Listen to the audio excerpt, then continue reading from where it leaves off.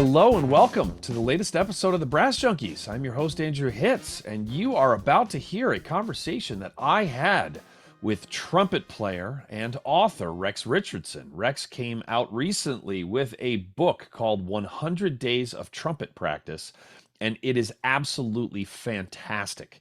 I recommend this, of course, for all trumpet players, but also for all brass players. I have been playing out of it. It's wonderful, and you're going to hear some of the insights that he graciously shares with you in this hour-long conversation, but it's really, really good stuff. It basically leads you through an entire 100-day sequence, including how long you should practice each day. It accounts for like heavy days and then lighter rest days, and it addresses 10 different main topics that are interspersed throughout. It's really, really wonderful. And any brass player would benefit a lot from this book. But even if you're not interested in this book, you're going to love this conversation because Rex is one of the most accomplished brass players that I have ever had the privilege of playing with or of talking to. And every genre, I said this in the episode, I'll say it again here.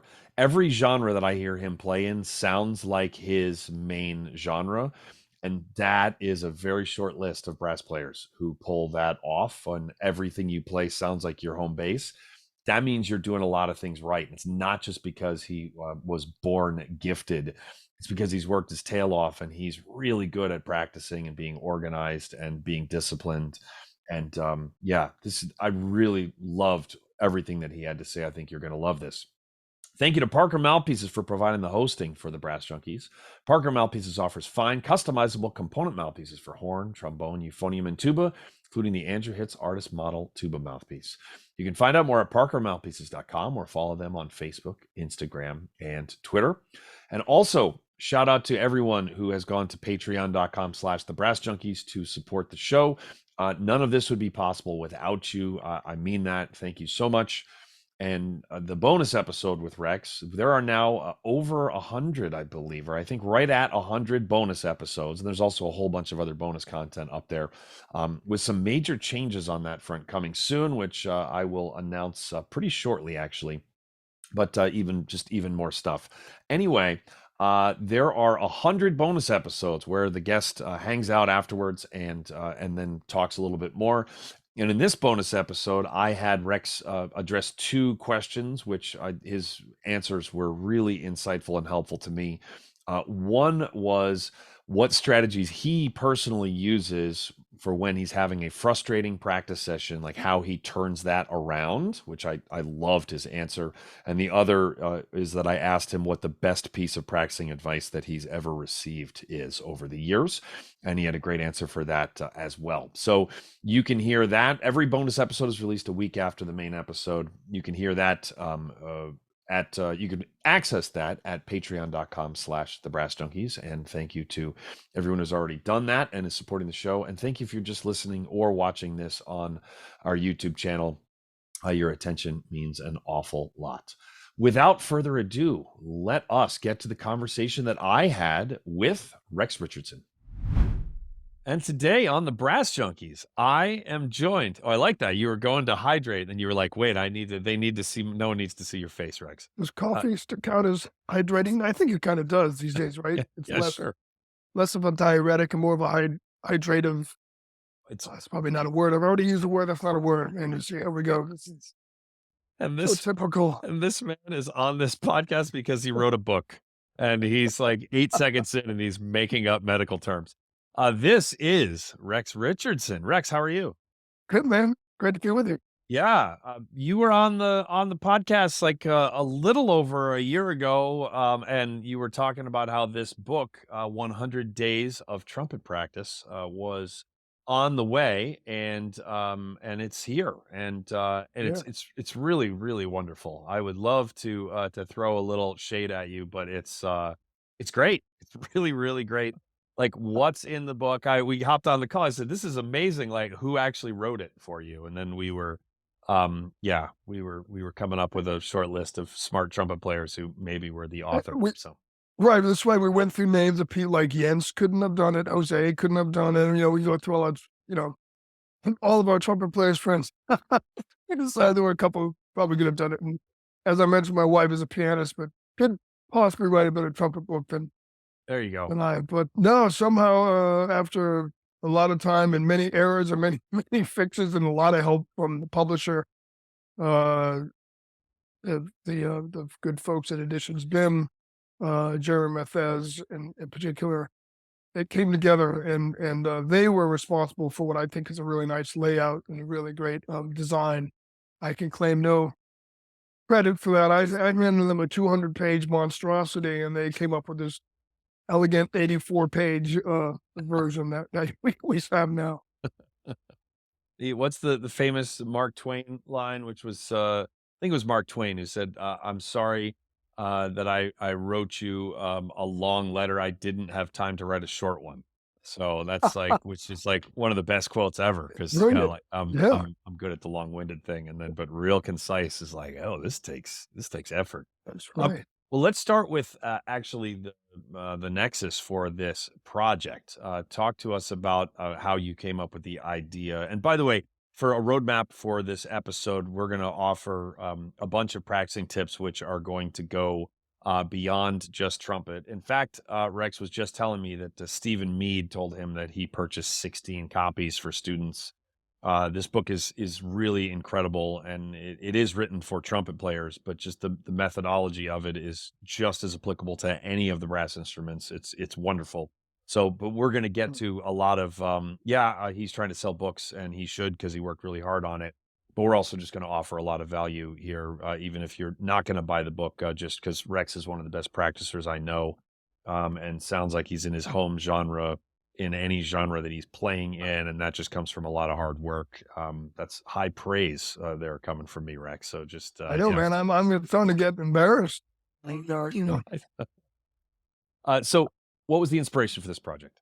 So it started with a hashtag that was going around early in Yes. the pandemic, when everything locked down, and we were seeing this 100 days of practice hashtag. Lots of folks are posting what they were doing, just trying to do something positive in the wake of realizing a bunch of our concerts were going to be canceled for a long time, um, and the sort of dark vibe that was surrounding that. And the attempt to be positive, one of the things people found useful was sharing their practice habits with each other. And I thought this was really cool.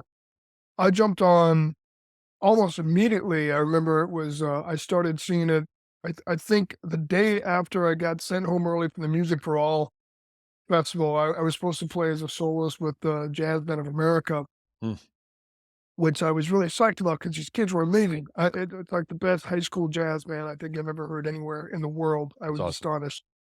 And we had one rehearsal. I was like, oh, this is so great. And then they're like, yeah, most of y'all are gone already. We're sending the rest of y'all home. And that was it. Heartbreaking. So the next day, I tried my first, my first video. I had no idea what I was doing. You can even see me like, starting and stopping the camera. I had no idea about audio or how to edit video at all, and I was just doing a mouthpiece drill, and the response to that was pretty good right off the bat, and I kind of got more and more into it, and I kept watching other people's videos, and I got a little deeper into the pedagogy, and as I gained some skill, I was able to start creating a little more sophisticated videos that had a little more pedagogical emphasis. And so a month before the lockdown, back in February 2020, I'd had a meeting with Jeremy Methez of Editions BIM when I had a concert in Switzerland. And he came out, and we had a chance to sit down and talk, and we've been talking about doing some kind of a method book. And we hadn't really settled on what to do yet, but it was probably, I don't know, a couple dozen or a few dozen episodes into this project that he reached out and said, "Man, why don't you make this a topic of your book?" Mm.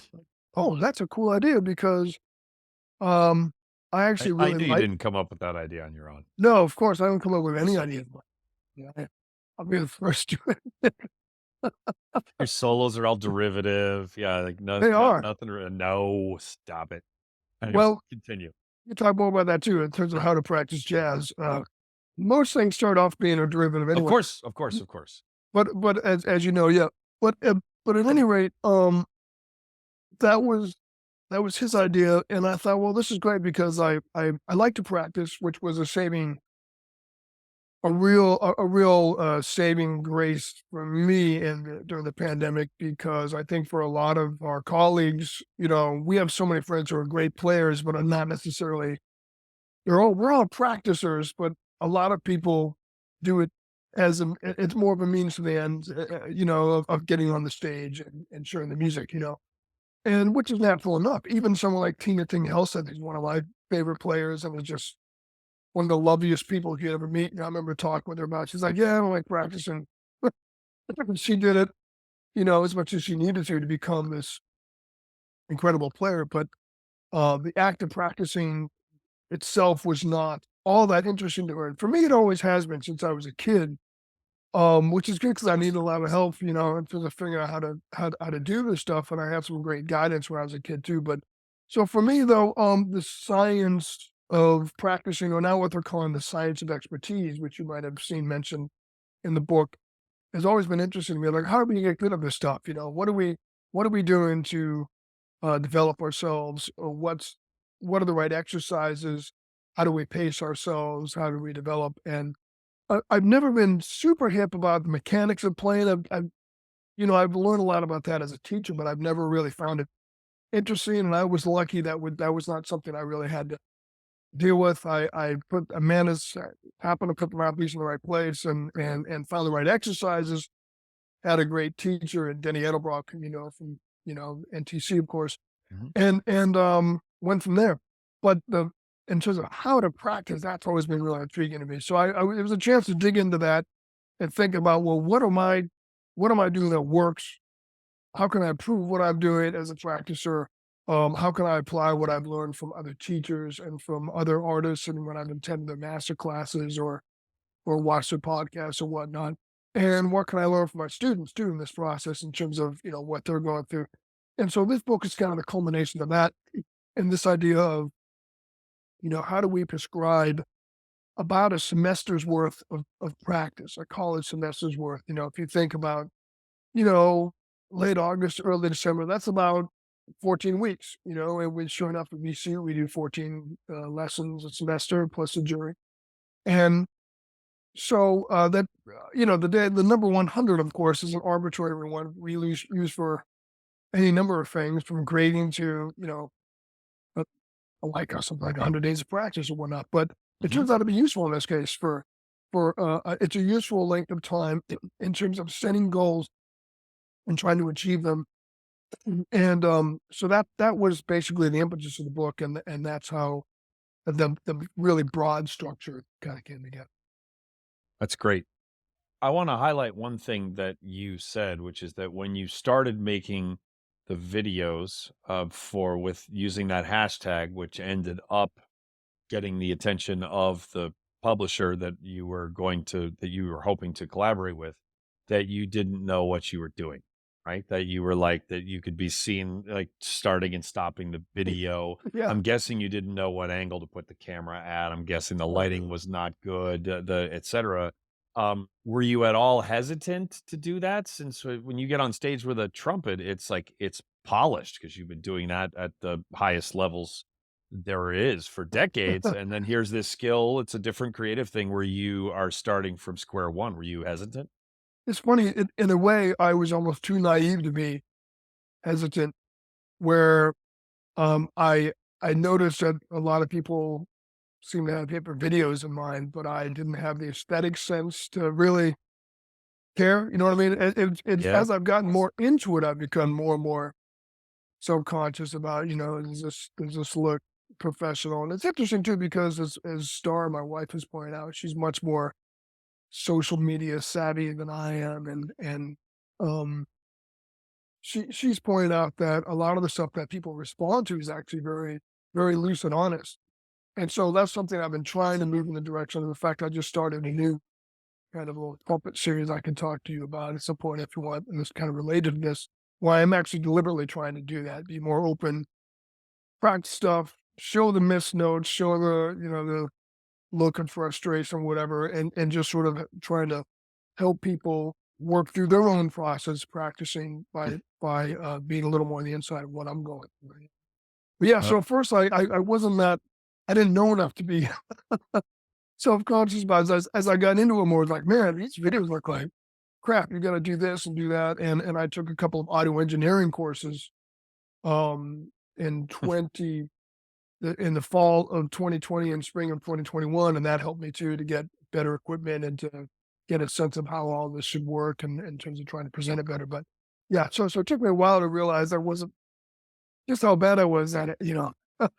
It's a great lesson though. I mean, Yeah, if you've never had a truly elite New York slice and you've never had New Haven pizza at Frank Pepe's and you've never had like killer Detroit style pizza, then the pizza place down the street from where you grew up in fill in the blank place that's not known for pizza may be the best pizza you've ever had in your life. But if you then travel all those other places, you might go like, yeah, I still like it. There's nostalgia there, but that is not elite pizza, right? And it doesn't man, mean you were wrong beforehand either. To be clear, like you don't have to be worldly to have an opinion, but yeah, you know what you learn what you don't know, which is what you just described with that video yeah, man, journey. and this is so relevant to what we're doing too because it's the same thing with playing, isn't it? So it's Hmm. like if you're playing for fun and you just want to play with your school band or whatever, then I suppose it doesn't matter. It's a pizza down the corner or whatever, you know what I mean? Hmm. But it's like if you're trying to really gain expertise, then one of the first things that every kid has to do is start to figure out, well, what is a trumpet really supposed to sound like? What Yes. does it sound like when a world class performer is doing it?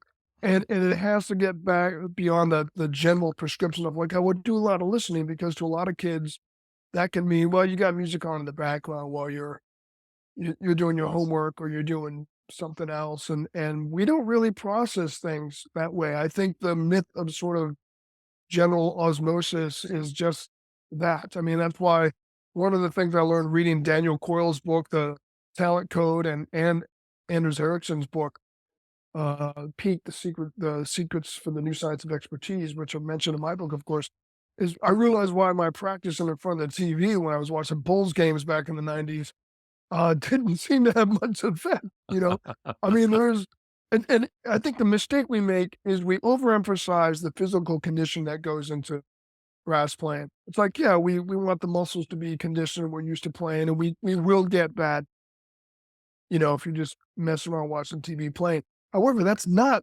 the main thing that's happening. The main changes that take place when we improve are in the brain.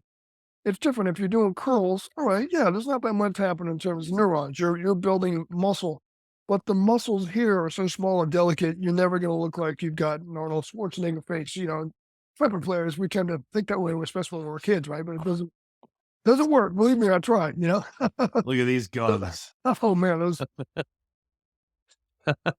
you know, very impressive, right? So so what we forget is that the major changes that take place when we improve, when we become conditioned are neurological. And that requires to really do it right requires focus, attention. Mm. And that's why I've even had, I've done this myself when I've had college, like, yeah, I tell my students not to practice in front of the TV, but I do it, I'm watching the game. And I was like, well, now I know why that's such a bad idea. It's not just a matter of principle, it actually just doesn't work so well. And it's the same thing with listening. When we have to learn to listen to precise detail. If we're talking about Tina Ting-Halstead, or we're talking about, Tom Hooten, another great player we're talking about before, or Freddie Hubbard for that matter. It doesn't matter what genre or you know, what kind of equipment they use, what their specialty is. It's the details of their sound, their articulation, the way they phrase, the way they spin a melody, being able to make detailed observations about that, and then direct comparisons to what we're doing, which can be very humbling, of course, but it's Yeah. still, it's that's still what's the most valuable. When we can make those kinds of observations, then we have something very specific to aim for in our own improvement, as opposed to like, well, Tina sounds amazing, and I don't. Well, I guess that's where we leave it. That's what I think a lot of kids end up doing when they're trying to get into this kind of listening. And it's not really the best way to do it. Yeah.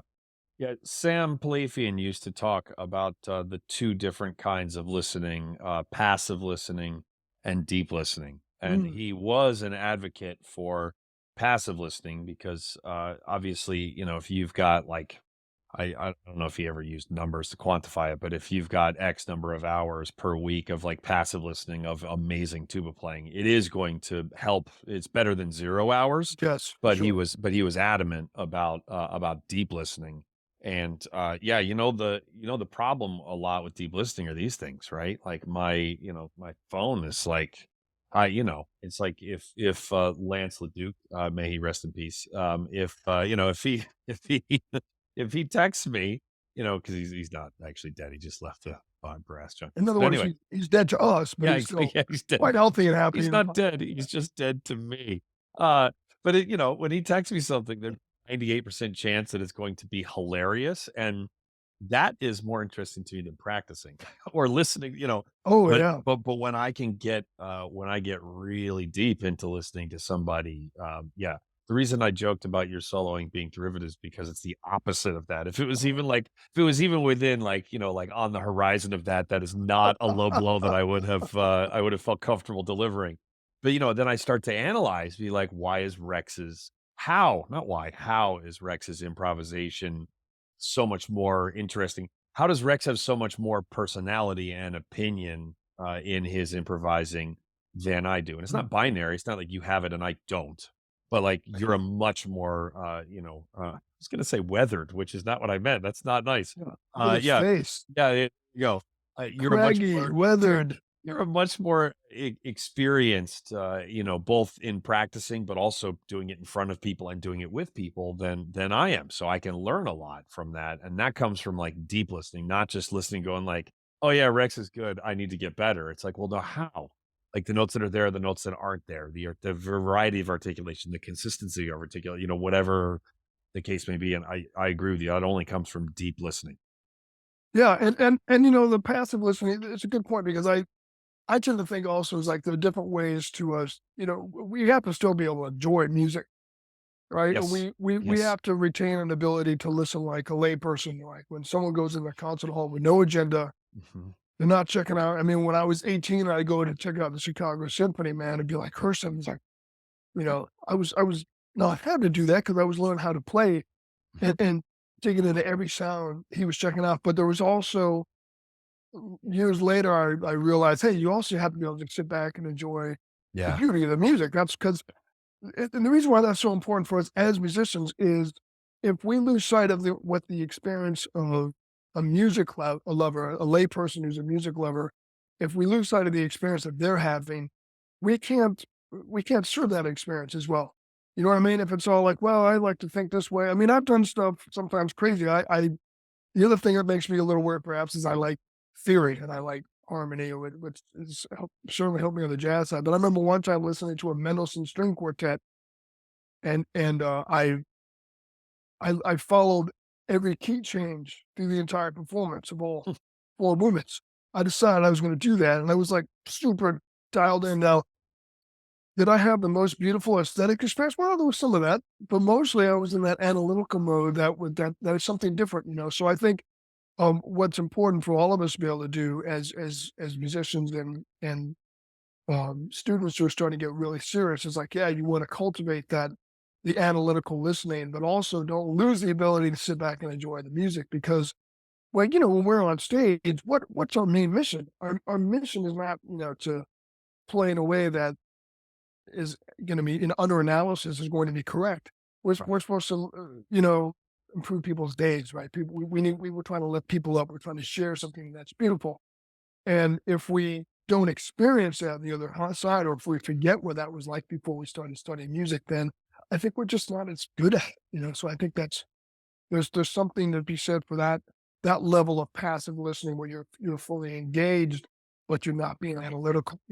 So really, it's multiple levels. You can have the kind of broad osmosis where you're just being exposed to something, even if you're not completely engaged, and then you're listening with all your attention, but you're just trying to enjoy the beauty of it. And then there's also what we're kind of encumbered with as professionals or professionals in training, which is, yeah, we have to get into the analytical listening as well. Yeah. Yeah, that's great. Um, I would encourage people if they want an exercise on deep listening, like go. and find any Empire Brass recording from from back in the day, and go get class brass, and then listen to you could even just choose one tune. Listen to Rolf Smedvig the entire way through. Just focus just on Rolf. Then listen to the exact same tune and listen to just Jeff Kernow all the way through. And you're gonna hear like Jeff quickly like lines up with Marty Hackelman, and then like, or then and then listen to Marty all the way through. And then it's like, oh, Yeah, well, he actually was handed off that line from Scott the trombone, which then led to Jeff, and who's matching right. It's like there's just all these musical conversations that are written into the arrangements, but also like with how they're played. And there's just an easy deep listening assignment that you can do, and I guarantee you it will put like a different light on, even if you've listened to that album 100 times. totally, man. That's a great idea because it's like it's just not done any better No. than that. You know what I mean? It's no Yep. matter how accomplished you are, you can listen to that and go, "Damn, that's we're dealing at a different level," and it's a ever renewable lesson for all of us to engage in that kind of playing and to think about it that way. To what are these guys doing with their articulation, how they're passing off the lines, how they're spinning the melodies, however you want to look at it. It's all super useful. Yeah. Yeah. Good stuff. Speaking of good stuff, the Mary Papert School of Music at Duquesne University has a wonderful brass program. Rex, if you ever want to, take your playing to the next level, when you stop writing books, you can go get some lessons there. They got more than one great trumpet teacher there. They've got all the instruments. They're amazing teachers, and also Jim Nova. So he's not quite awesome. He's close, but he's not, I gotta, the truth in advertising here. No, but Pittsburgh is a super hip town with a lot of very cool opportunities with the symphony and the opera, and the one of one professional brass bands that are full time, and with River City Brass Band, and there's a lot of really hip brass music that has come out of that city in the last 10 years. So anyway, if you want to learn more, click in the show notes. There is a link where they have made a page just for Brass Junkies listeners. So if you are looking to add college either now or in the future, go check it out. Jim Nova even made like a little video, and he like combed his hair beforehand, and like he looks very, very nice, very professional. So, but it's a world-class faculty. You can learn more about it on that page. So thank you to the Mary Papert School of Music for being a sponsor of the Brass Junkies. All right, 100 Days of Practice, this book. Right at the beginning, you put there's a page that kind of like talks you through what's going to happen, and in this book, and your reasons for it, etc. One of the sentences that's in bold is, "It's intended to help you create your own best customized plan." Can you talk about the importance of each person figuring out what works best for them in the practice room? Yeah, that's it's crucial in the long run, right? So it's now when we start off, when we're beginners or relatively new players, all we can do is take in information and take advice. And I remember, being a kid and having no idea how to practice or what it meant to try to systematically improve. You know what I mean? Mhm. And but eventually, as you gain more experience, what becomes really important is being able to parse through the advice and the information and the different approaches so that you can structure something that's going to work for your particular need. And it changes too. It's not just about, well, this player needs to play this way, or needs to practice this way, and this other player has to do something totally different. We can change certainly from year to year, but even from day to day in some ways, and the more sophisticated you become with your practice routine, the more you can dial it in and customize it to say, well, this is the kind of day I'm going to have. I've got a huge, heavy concert tonight, and so the best way for me to practice is this. And it's probably, in all likelihood, very different than if you've got a free day when you just get to play what you want and work on what you have and in front of you in terms of upcoming concerts or whatnot. Or maybe playing in a different genre. A lot of younger freelancers, especially, might show up one day. They're playing low part in a big orchestra. It's a very distinct kind of playing, and then they might be playing lead trumpet with a big band on the weekend. And these are very different ways of playing the horn, right? So you have to figure out how am I setting myself up throughout the week to do both things successfully.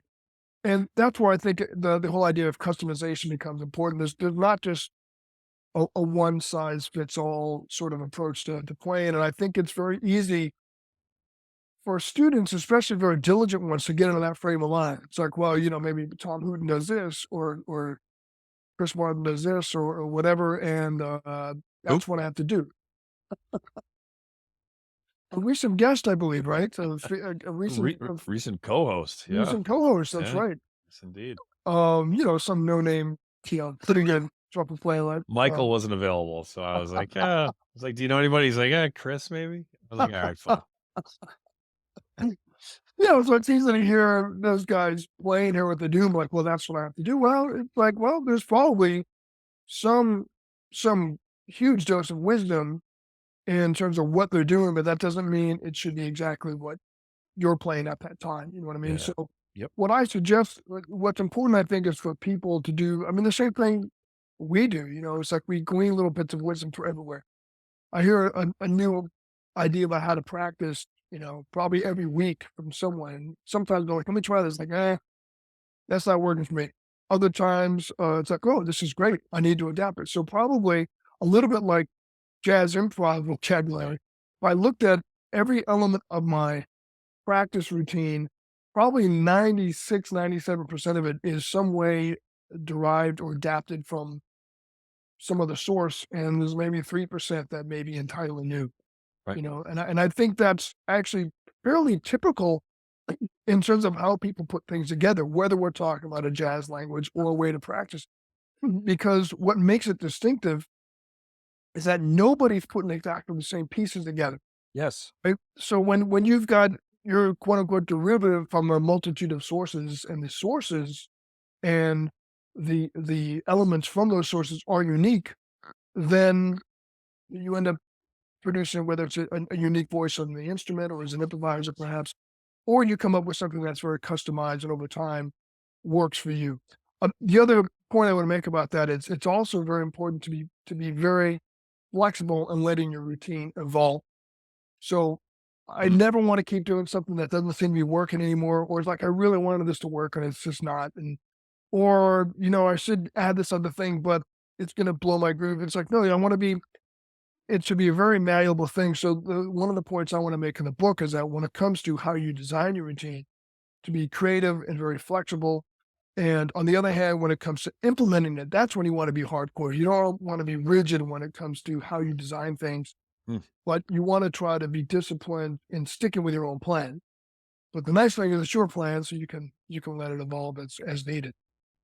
Yeah, you're talking about threading a needle there, which I think is very important. You need to be flexible with changing your plan via data that you get firsthand with what's working and what's not, but then you have to be rigid in implementing your own plan, which those flexible and rigid sound like those are two different things, and they are not. In those two contexts, they are perfectly complementary. Yeah, well, it's like with so many things. I mean, the whole yin and yang model Hmm. of the world, really, right? The way people structure their lives, and um, everything is about balance, right? When it's about our playing, if you want to play with a big sound, but you can play with too big of a sound, or be unable to play, with enough of a compact approach when needed, or you know, whatever the element is, whatever particular practicing trait or playing trait you're trying to develop. Ultimately, it's about a balance, and there's always some degree of compromise. It's like for me with my equipment, I end up playing a lot of between playing a lot of jazz and playing a lot of repertoire that's outside of kind of real mainstream classical. Like I do a lot of Alan Mazzucchi's music, or I play some new concertos written for me that are kind of crossing or straddling genres, I guess you could say. But I use I use a pretty good sized mouthpiece, and up till recently, was using a large full horn.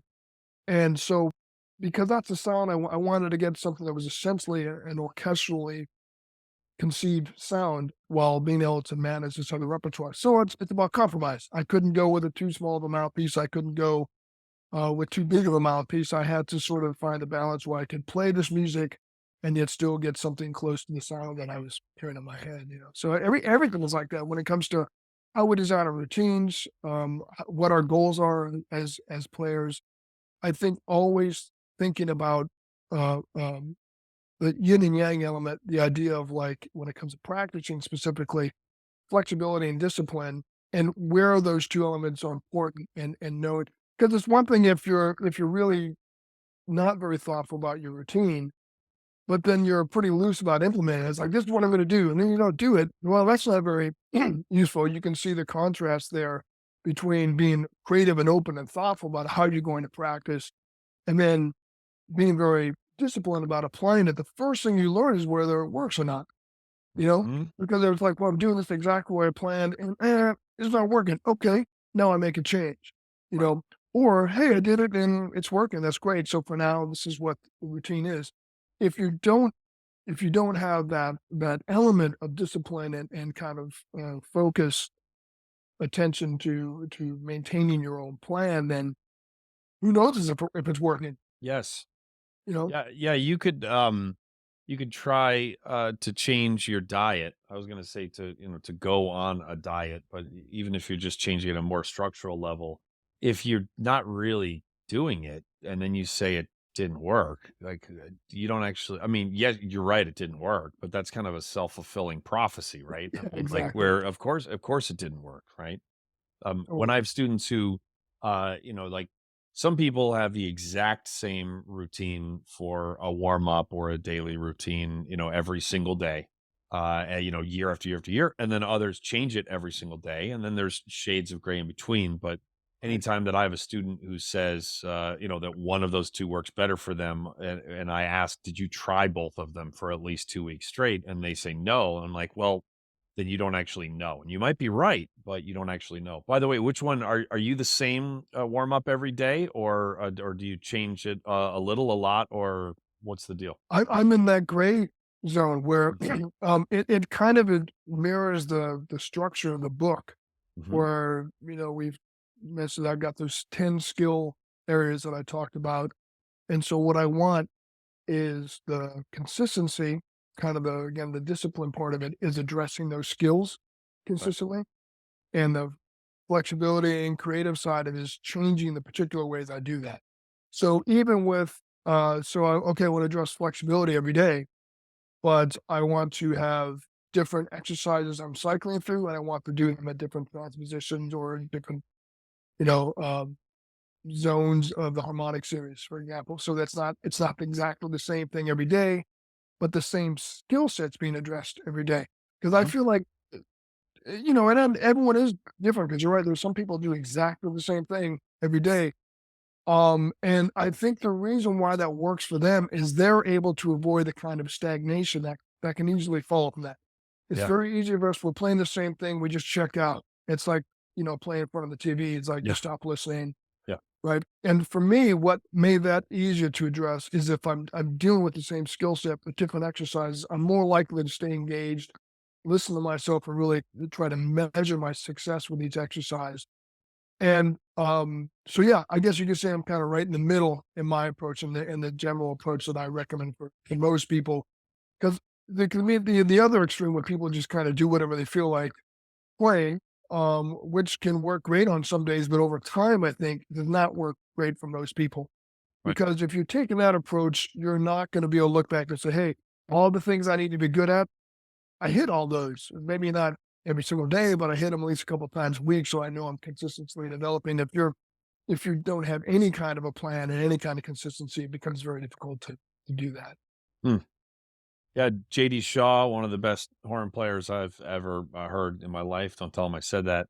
But he calls it checking the templates, where depending on what he's got to play for the day, that he'll play a little bit, and then he does like a little bit of an assessment, where his high register, which is like freakish in terms of like his endurance, the touch, the like all of it. It's like he can just pull out his horn and within like 5 minutes he can play like so softly and so high with like perfect releases. It's infuriating.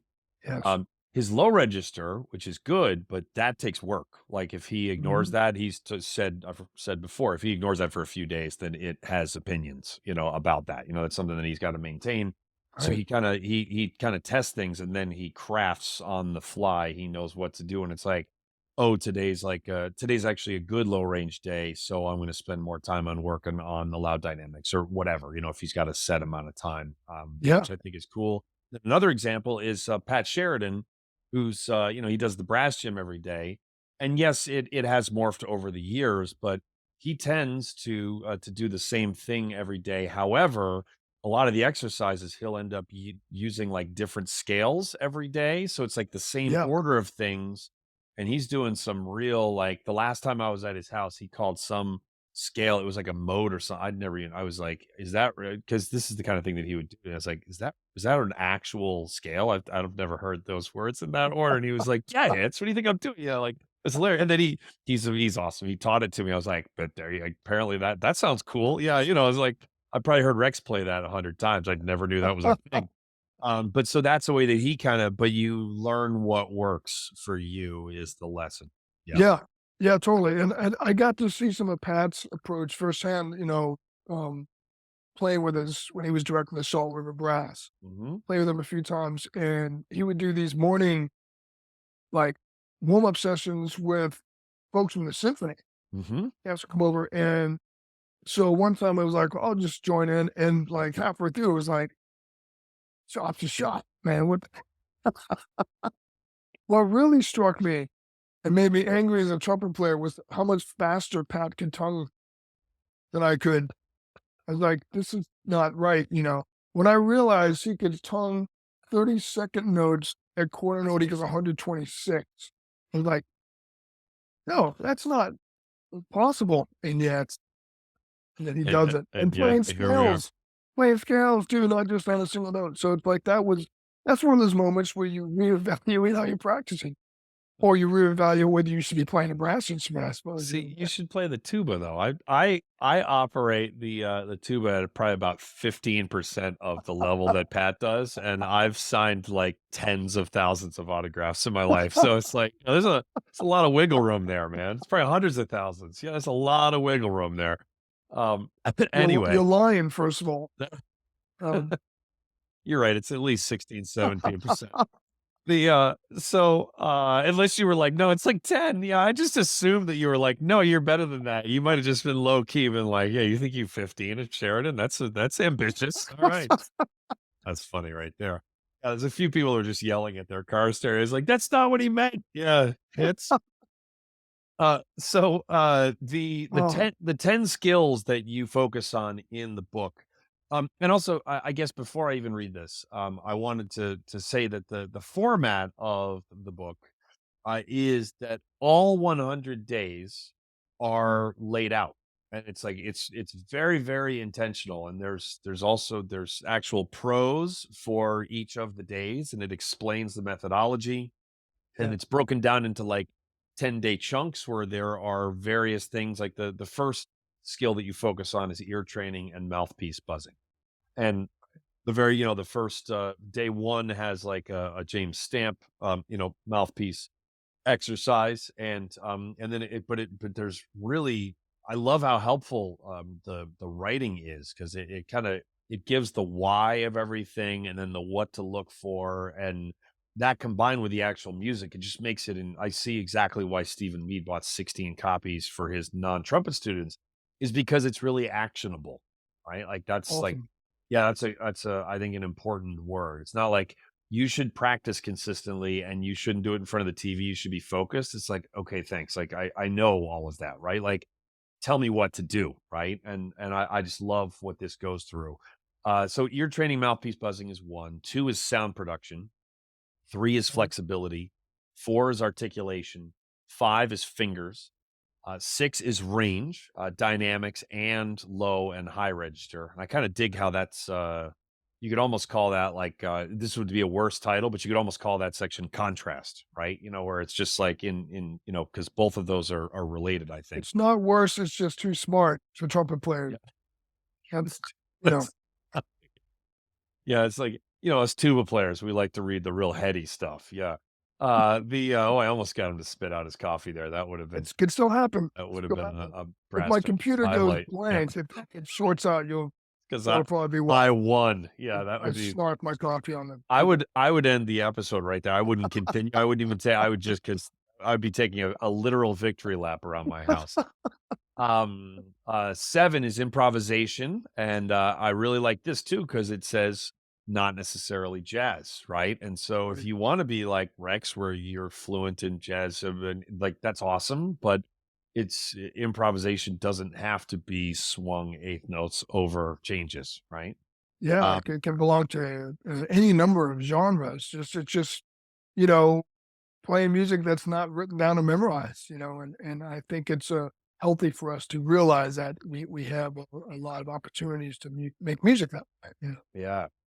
There's a quintet out of New York City. I don't know if they've done anything in a long time, called the Extension Ensemble, which Hmm, Andy Bove, one of my dear friends, was the tuba player, and they got a couple of charts on the album. I will link to it in the show notes. I'll track it down. I hope it's on YouTube. But they're classical tunes where there's like full band improv in the middle, like, and then it kind of comes back. It's like it's awesome. It's like, and it's really, really well done. So it's uh-huh, brilliant concept, and yeah, it's great. There's not a swung eighth note to be found on the album. It's wonderful. very cool. Getting back to the list here, skill 8 is reading/transposition. Skill 9 is repertoire, and then skill 10 is scales and arpeggios. And Right. which one of those skills did you find was the most challenging for you to really dig into in the practice room when you were a kid? Well, geez, all of them were probably challenging at some points. I was lucky in that I had Daniela Brock as a teacher. Mhm. Because when I was about 13, going into my 14th year, coming into my freshman year in high school, I decided I wanted to be a trumpet player. I got very serious about it, and at that point I was not. I want to be on a podcast someday. Yeah, you know what I want to do? I want to be in a podcast. They didn't exist yet, but I know I can sense I want to be on the Brass Junkies podcast someday. And it all starts here. Yeah. But so and I even thought that I wanted to be a professional at it, but even though I had no idea what that meant. But what I was good at was just kind of being obsessed with the trumpet, I guess, if you can call that being good at something. Denny had to make me stop practicing because I was hurting my chops. I didn't have the conditioning and the fortitude to do it properly.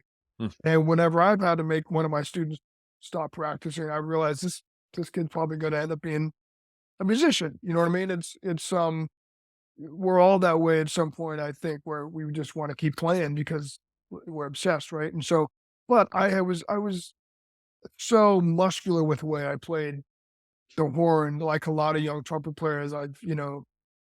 It was all about trying to wrestle it to the ground, and you can't beat the trumpet wrestling match. Believe me, I tried harder than most, I think. And so learning And how even if you to can when you're younger, you can't when you're, I actually don't mean this is shade, but like at your age, right? I mean, yeah, you're just north of 50, right? yeah, man. And like that's the age where you can't be attempting what Rex attempts all the time in terms of like Alan Vizzuti solos, like north of 50 by muscling your way through it. Like Right, no one has exactly. ever done that successfully in the history of trumpet ever. Yeah, and even someone like Alan, who now is in his 70s and sounds like he did when he was 35. I mean, it's Yes. amazing, but Yes. he does that through being smart too. Mm. It's Yeah, not, and yeah. he's never used any muscle in his body playing the trumpet, which is also kind of frustrating to Yeah, he looks like he's, like, waiting for the consider. bus. Like, yeah, it's like it's amazing. He's, like, so It, calm. it's Yeah, incredible. It's never gotten less humbling to stand yeah, next to the guy and just be like, you yeah, know, yeah. why do I bother? But Sure, man. if it Thanks. wasn't if he wasn't such a nice guy, you'd want to hate him. Yeah. but thankfully he's one of the best people you meet too. But the fact is, yeah, but I've even drawn certain inspirations. It's kind of funny, but from certain MMA fighters, man, I've seen some of these guys who've gotten into the mid-40s Hmm. and they're still going out winning fights against people in the 20s. These guys who are literally, in terms of the physical abilities, are at their peak. But they're kind of reckless and they're relying on strength. And the guy, someone like Randy Couture, who was like still winning fights until he was like, I think, about 45 years old. He was smarter in his training and he was very disciplined. He was still pulling on. It's like I sometimes think of trumpet playing that way. It's like I feel like, and I remember talking to Wayne Bergeron about this too, because Wayne, I think when he was like in his late 50s or something, he's like, yeah, about 58 or something at the time. He's like, 58-year-old Wayne could kick the butt of 34-year-old Wayne, on the trumpet, but not because he just naturally kept getting better. It's from Yeah. smarter and smarter practicing. And you're Yeah. exactly right. So what I've had to learn is, there are different sides of it too. I also been trying to work really hard at staying physically healthy, and being in the gym and trying to, stay as healthy as I can. But the fact is I'm just not gonna be able to do certain things naturally at this age that I could 30 years ago. It's just impossible. There's things I could do in high school that were harder by the time I was in my 40s, you know what I mean? So I remember hearing a recording of myself playing the Honegger and Trotter when I was 17. I was like, how did I play that last section that fast? I can't get to it right now. Now I could, but it would take more shedding and more kind of consistency. But yeah, exactly. So that's one of the most important things, is knowing that the less physical we can be in our playing, not only does it help you in the moment to succeed in terms of your sound production, your stamina, and your command of the instrument, but in the long run, it just gives you more longevity in terms of keeping your highest level of playing. Yeah. When I first joined Boston Brass, I was 24, and especially like the whole jazz half, which the tuba basically starts at the beginning of the tune and then ends at the end of the tune. It's like walking the bass line the whole time. You're the whole rhythm Yeah, section. I hardcore. basically muscled my way through that like every single night. And it was fine, like, the first couple of shows of every tour, my face was just, like, screaming, by the end of the second half. But when I Right. started looking at JD Shaw, I started looking at Rich Kelly on trumpet, and I was like, "Ew," like, yeah, they look a little more relaxed than I do, and I was able over time, it wasn't just a decision, but I was able to learn Right. over time how to dial it back and get the same or even better results. Yeah. Yeah, because that's not sustainable. I'm 47 now, I'm in great playing shape, but, like, yeah, I could not muscle the way that I did that 20 foot in the 2000 Boston Yeah. Brass show. Like, if I tried to muscle that now, yeah, it'd be bad. Man, the stuff, yeah, I think because I just turned 26 when I joined Rhythm and Brass. And it was, I wasn't having to play tuba bass lines for 10 minutes straight. Like, because I remember Charles talking about that too. It's like, whew, just the kind of stress that, again, great for you guys. But, I was playing, when there were high notes and piccolo stuff, I was playing all this stuff. And a lot of it was the same for me. Even at that point, I was still kind of muscling stuff more than I should have. But then I had Whip next to me, man, and that changed everything. Yeah. Being able to observe him and try to match his sound and talk to him about how he approached things. And over time, I was able to apply more and more of those lessons. And I think the other thing that's interesting, that's cool for, that you can derive from this, is like, yeah, I had stuff to learn when I was 14, and now, I'm going to be 40 years old in that in next month. I'll be 54, and it never changes. So the more things to learn, some of which involves changing your approach over time, but it's also that there's just more to know, that never Yeah. goes away. So that's part of what keeps it fun for us, though, right? Yeah. Well, I've been drawing inspiration from you for a long time, but the entire time that I've been doing that, you've been drawing inspiration. I mean, probably from me, but but Only from from yeah, only from me. But no, in all seriousness, from lots of others. So like you keep Totally. on evolving. So then every time that I hear you, it's not just like, oh yeah, that's what Rex sounds like. It's like, oh, that's what Rex sounds like now. And so it's like even the inspiration evolves, and the people that I really look up to. I think I think that's really important. Yeah, my favorite musicians to play with, my favorite musicians to hang with, Yeah, are all people that are constantly and actively trying to learn. totally, man. Favorite, good. I agree 100%. Yeah, Absolutely. yeah, really important. But we Uh, still don't like Pat Sheridan, right? We can no, just, I yeah. mean, he's a jerk, so not a nice guy at all. So, and he's making up scale names. Yeah, he evidently told everybody else in that warm up, like, I'm gonna call them blah blah blah blah blah. It's like totally made up, and everybody just needs to be like, oh yeah, well we're Well, actually yes, gonna of play as course. this, yeah, and then everybody just like nod, be like, look at him just with a 5% judgment, not like obvious, just be like, yeah, I thought you were a professional. Pat said you were actually good. Yeah, he must have been mistaken. Just wanted to take a second to plug my other podcast here on the Pedal Note Media Podcast Network, the Entrepreneurial Musician. This week's TEM is TEM 284, which I share my productivity system for 2023. It involves I I figure out what my 5 major moves are, whatever those that are going to move forward my portfolio career the most as a musician, and then I've got like a system for like breaking down with deadlines and that kind of thing, and I talk about that. So if you would like to hear what I use to keep a lot of balls in the air and to keep things moving forward, then you can check that out, which you can find at pedalomedia.com or tem.fm is the TEM specific website. And also, I share a quote at the end of every single TEM. I usually just quote myself. No, that's not true. I quote, somebody famous. And this week, turned it on its head, and I always share like an amazing quote. This week was one of the worst quotes I've ever heard about like goal setting. It's from someone famous. So if you wanna check that out, then you can check out TEM 8284, which you can find wherever you get podcasts or on YouTube. So you should listen to that one, Rex. I usually don't plug TEM. I just wanted you to know that you Yeah. Well, I'd especially like to hear about your 5 moods and how they affect should. your bones. And That's that's my moods. that's what I got out of that. My And 5 moods in 2023, ever since 2020, it's like anxious, yeah, nervous, despondent. Yeah, I'm like trying to think of what else is there? Yeah, like, yeah, intentionally oblivious. Yeah, just like head buried in sand, and I'll have to come up with a fifth one. Yeah, it's like, yeah, longing. Yeah, for like for yesteryear. Yeah. yesteryear, Other indeed. than that, I'm doing really well. So all right. This has been awesome. I knew that it would be.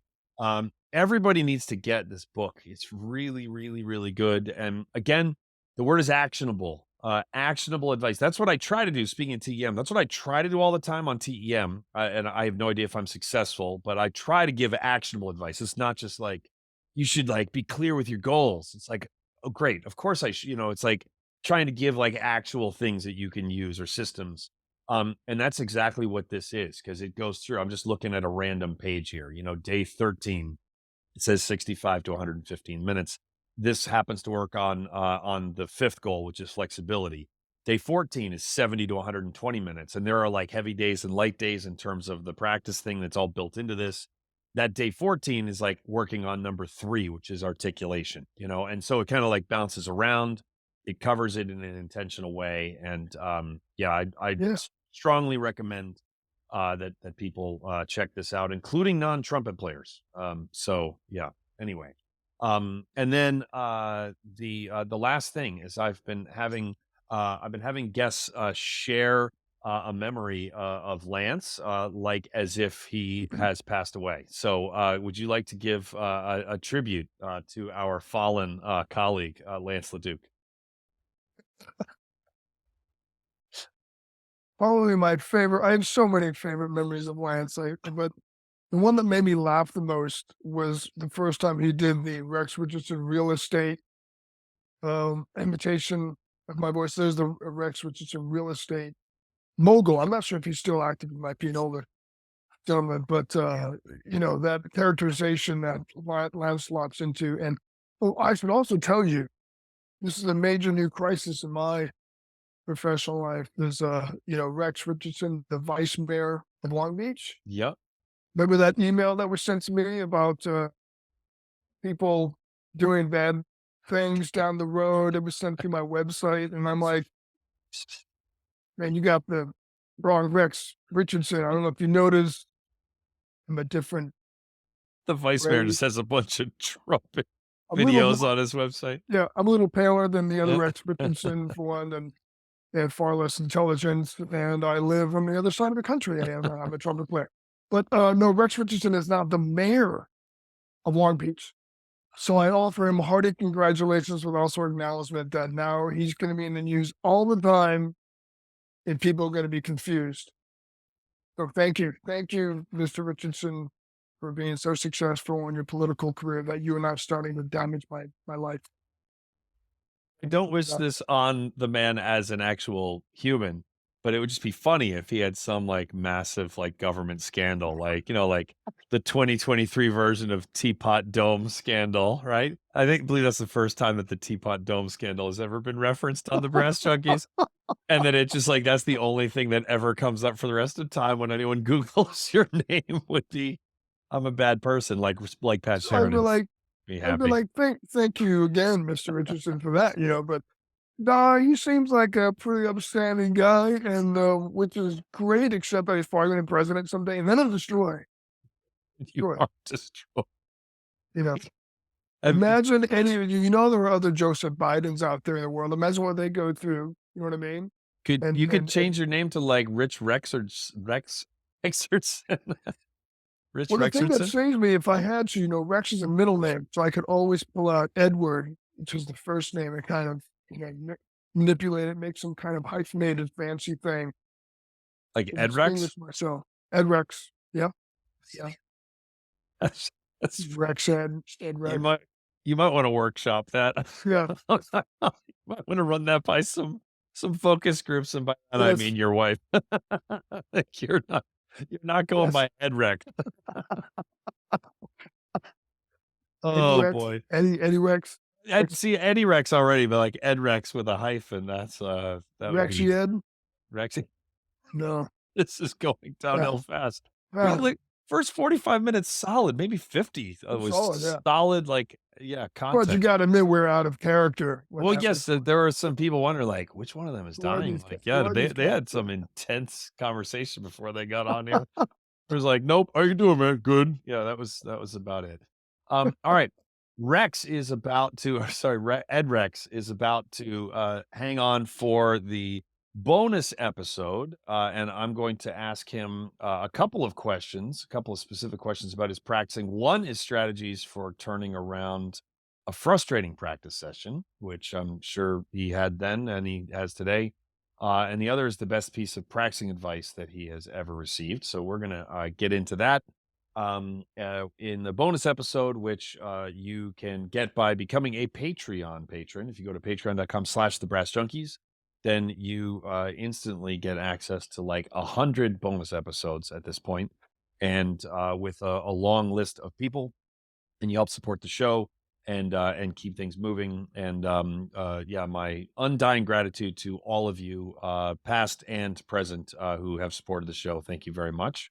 And to you, Rex, this book is a gift. It really is. Yeah, it's awesome. This is Thanks, something man. that yeah, I love when there's a subject that lots of people have touched on, like practicing, but then when it's done, when somebody's got a new angle that's like done in a way where it's like, oh yeah, this should have existed 10 years ago. Like that's a good sign. So Thanks, man. I means yeah, a lot, brother. I appreciate yeah. it. All right. Thank you, Rex. Thank you to all of you for listening. And that is going to do it for this episode of The Brass Junkies. Oh, that was awkward. Why did I do that? Terrible.